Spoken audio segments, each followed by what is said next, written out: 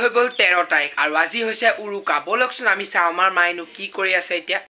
এয়া আপোনাকে দেখিবলৈ পাইছে আমাৰ মায়ে বৰ পিঠা বনাই আছে।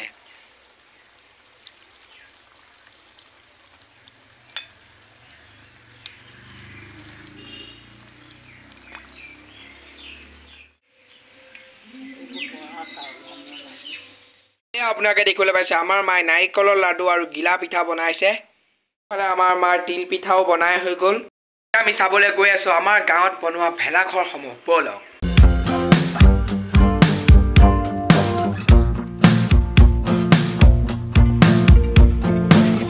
এয়া আমি আহি পাই দেখিবলৈ পাইছো আমাৰ দাদাসকলে যা যোগাৰ কৰি আছে ভেলাঘৰ বনাবলৈ।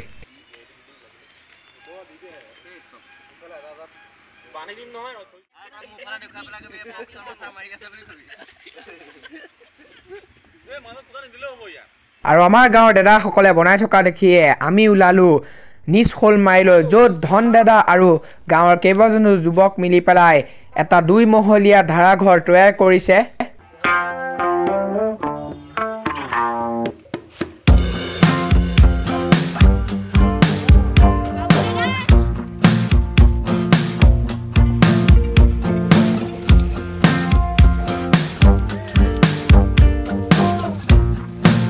আৰু আজিৰ ভিডিঅ'টো ইমানতে সমাপ্ত কৰিছোঁ। Bye bye.